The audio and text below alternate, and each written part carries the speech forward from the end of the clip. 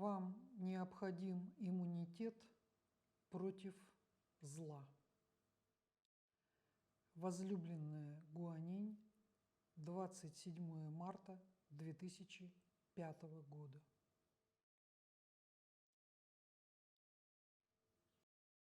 Я есмь Гуанинь. Я есмь пришла к вам через этого посланника. Возможно, кто-то из тех, кто читает эти диктовки, не знает меня. Я известна на Востоке, и я имею для жителей Востока такое же значение, какое Мать Мария имеет для жителей Запада. Женское начало выходит на первый план в это время, и поклонение женскому пламени, женскому аспекту Бога должно быть признано вами сейчас. Не потому, что этот аспект главный, а потому, что долгое время этот аспект Бога был принижен. Наш Бог – Отец, Мать. И мужской, и женский аспекты имеют одинаково важное значение. Принижая один из аспектов, вы нарушаете божественную гармонию. И это находит отражение в вашем мире в виде различных негармоничных проявлений. Начиная от негармоничных проявлений внутри семьи и заканчивая различными катаклизмами и стихийными бедствиями. Оба аспекта проявления божества должны быть уравновешены в вашей жизни. Аспект Отца, почитание воли Отца, воли Бога, и аспект Матери, тот аспект, который позволяет проявить эту волю сбалансированно в материи. Именно принижение женского начала за последние многие тысячелетия привело к тому, что проявление божественного замысла для планеты Земля было искажено. И то, что вы видите вокруг себя в ваше время, является жалкой пародией на тот замысел Бога, который изначально существовал для вашей планеты. Я богиня милосердия и сострадания, и я выполняю свою миссию помощи всем живым существам, находящимся на этой планете.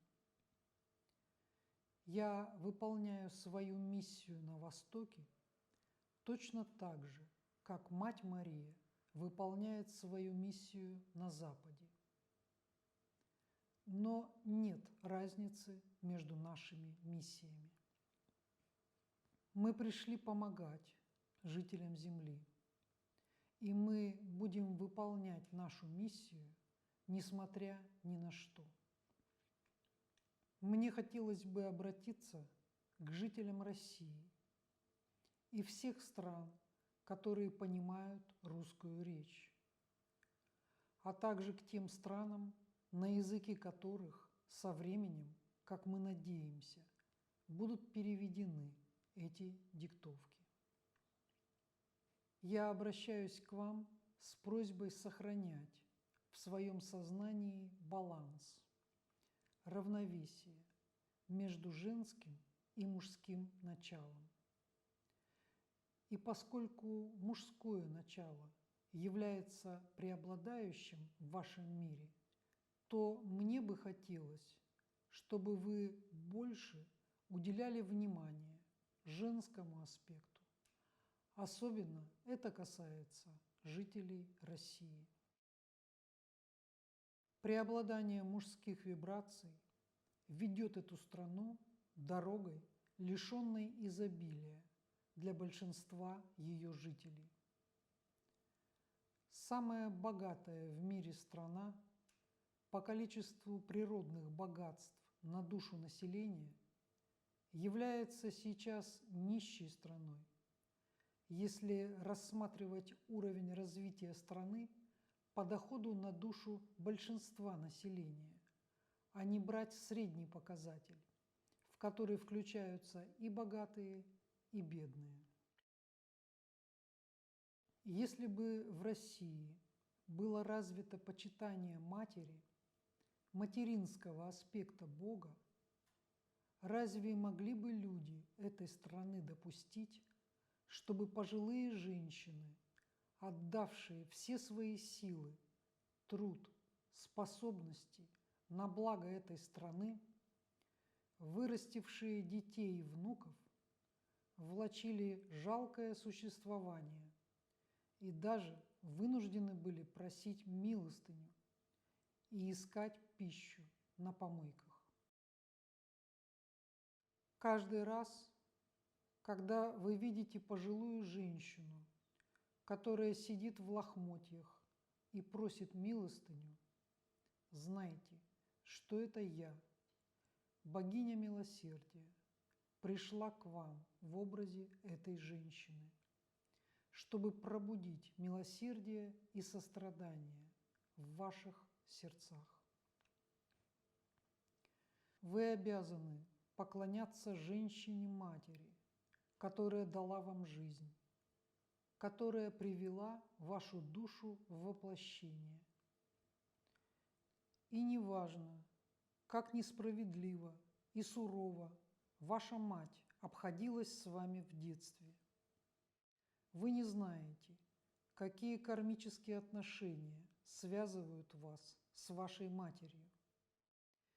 И я говорю вам, что в вашей Вселенной действует закон воздаяния, и вы сами заслужили это несправедливое, как вам кажется, отношение со стороны вашей матери к вам.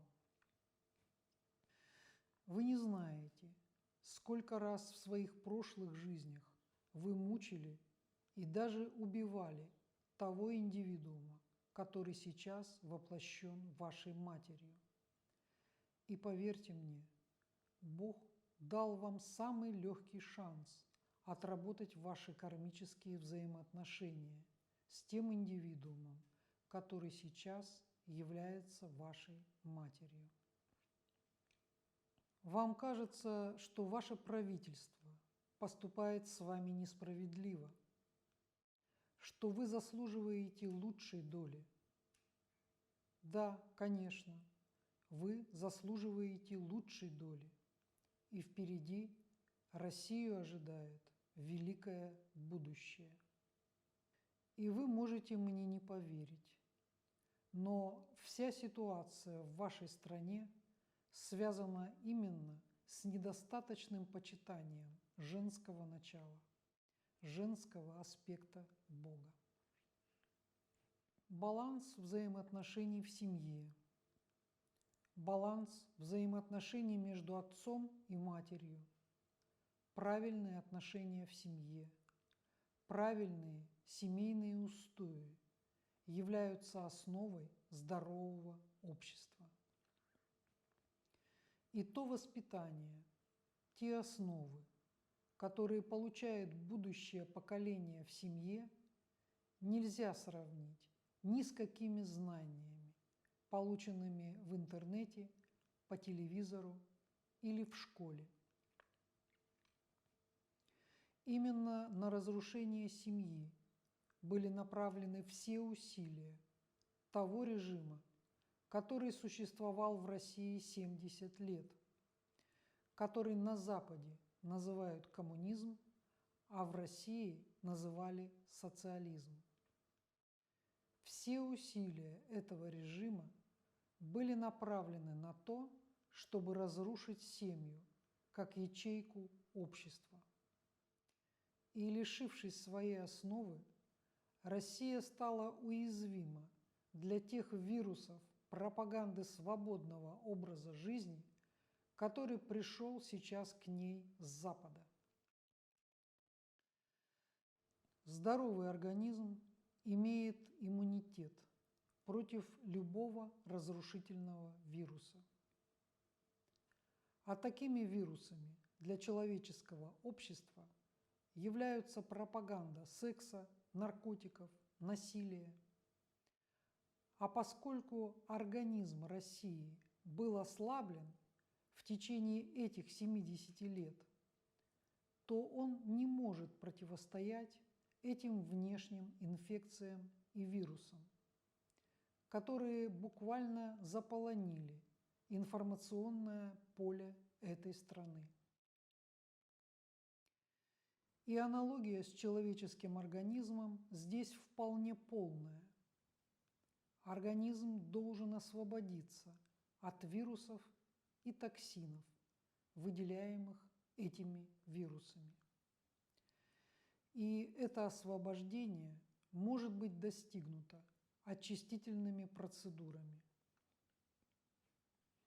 Нет смысла бороться с вирусами.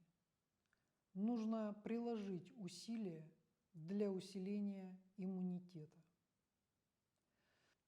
Зло существует в этом мире, и зла очень много.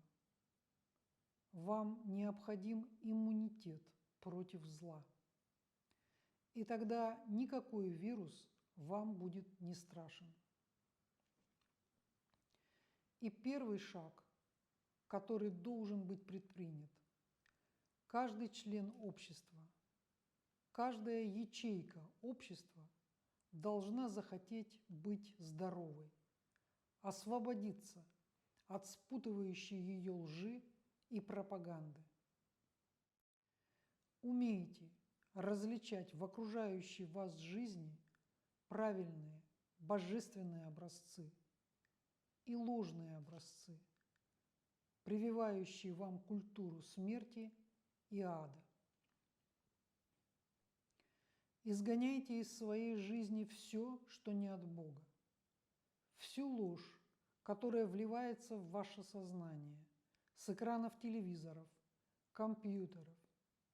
Ищите и находите вокруг себя правильные образцы. Культивируйте их.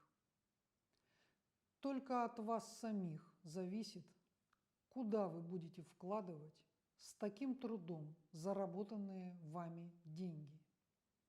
Будете вы их тратить на получение бессмысленных удовольствий от жизни, или вы потратите их на то, чтобы ваши дети получили доступ к культурным ценностям прошлого и настоящего.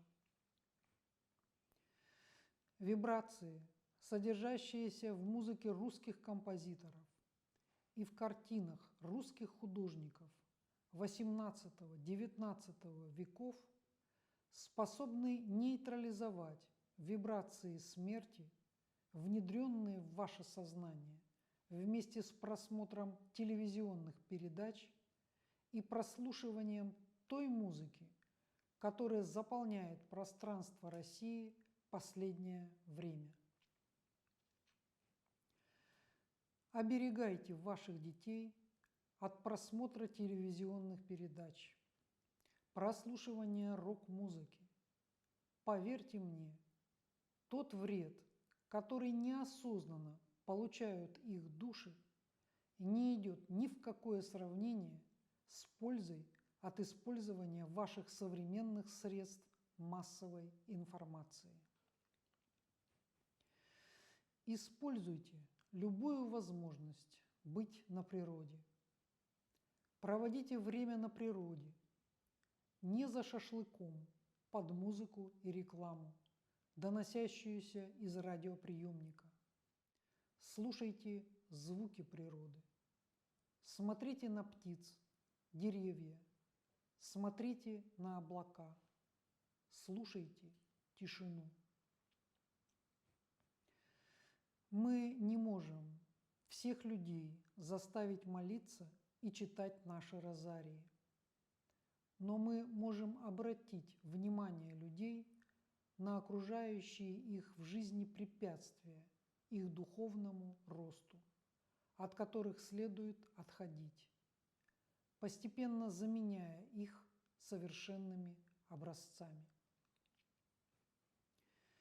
Если вам трудно самим разобраться в качестве того, что вас окружает, ищите людей, которые есть среди вас и которые смогли сохранить свое созвучие с Богом, и для которых нет большего счастья, чем передать вам свое восприятие божественной реальности, наделить вас частью своих вибраций чистоты.